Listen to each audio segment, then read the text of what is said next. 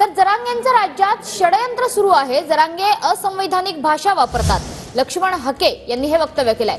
तर ओबीसींचं आंदोलन सरकार पुरस्कृत आहे, हे सर्व सरकार घडवून आणतंय असा आरोप जरांगेंनी केलाय। मराठा ओबीसी आरक्षणाच्या वादावर मनोज जरांगे यांनी हा आरोप केलाय।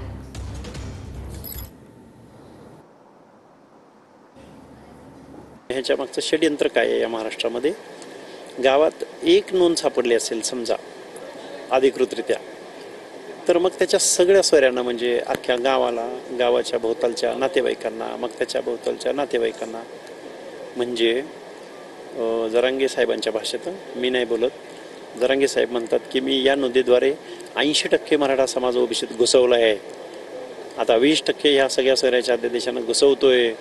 ही जी भाषा आहे ही असंविधानिक आहे, कायदा ब्रेक करणारी आहे। ही मी शासनासमोर फॅक्ट आणि फॅक्च्युअल मांडतोय। हे वास्तव मांडायला कोणी पुढे येत नाहीये, याचं दुःख आहे या महाराष्ट्रामध्ये।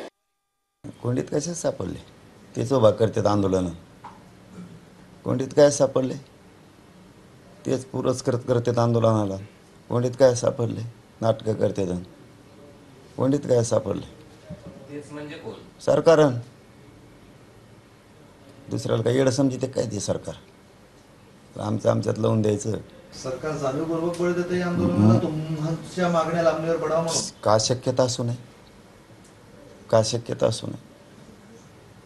शक्यता का असू नये? का घडून येते अचानक? शक्यता असू शकते।